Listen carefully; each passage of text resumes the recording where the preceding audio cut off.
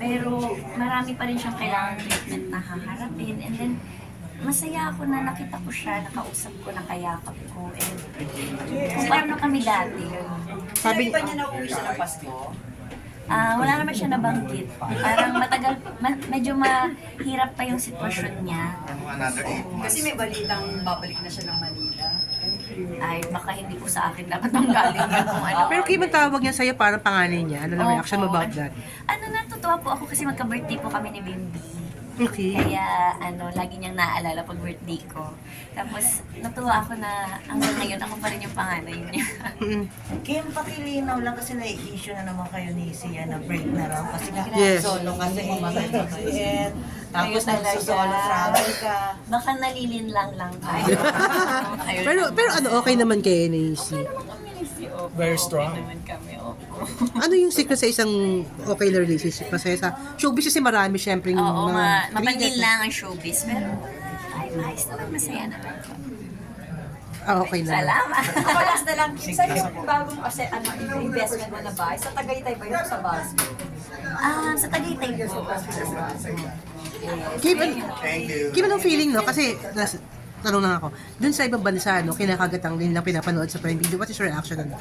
Masaya Different syempre countries, kasi napapanood ako sa Iceland. Number 8 kami sa Iceland. Oh, yun na. Talaga Yes. ba? Tsaka sa Canada, ha? Tsaka sa Canada. Ang Big laki-laki market. ng Canada. Taiwan, Vietnam, Singapore, Qatar, UAE, Cambodia. so parang Cambodia, Papua New Guinea, mga Okay. bansang Tanzania. Ano yun, mga hindi ko na naiintindihan. Did you ever mga- expect that? Nakakagatin ng ganyan, no? Hindi, kaya gusto kong balikan yung nag-tweet sa akin nung una na sayang hindi sa TV pinalabas. Yun na nga eh, marami Kaya nag-aabang parang- Chance ba? Ito yung sagot ko sa kanya na ito yung gusto naming maabot. But is there a chance na papalabas? Gusto mo ba papalabas? Personally, ikaw? Ang dami nag-aabang eh. Hopefully, pero wala pa po kaming Ang laki na in-improve mo nito. Sabi nila, napakahusay mo Nanood sabi. ka ba, Timel? Nanood na makikita ko naman. Pero, what is your reaction in that? Saan?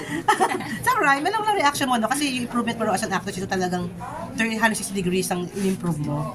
Opo, dahil siguro gusto ko rin mag-grow as an actor. Gusto ko rin may ipakitang iba nga sa mga sumusuporta sa akin.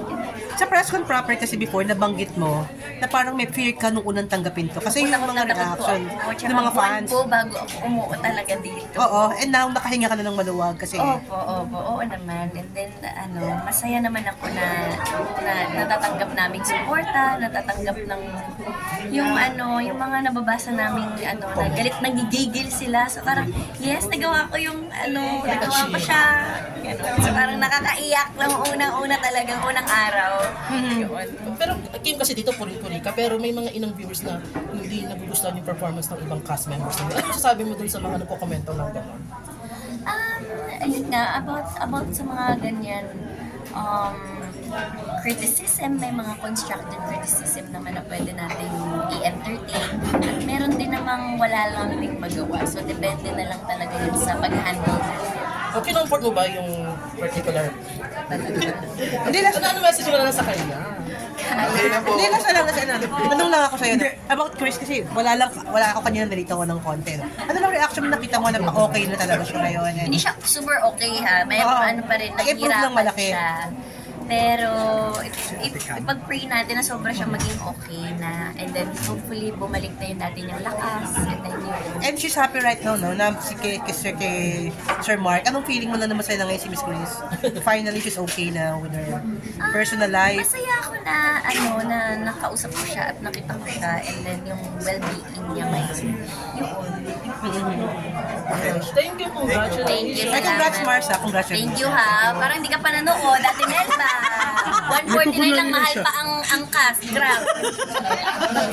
Thank you, Mars.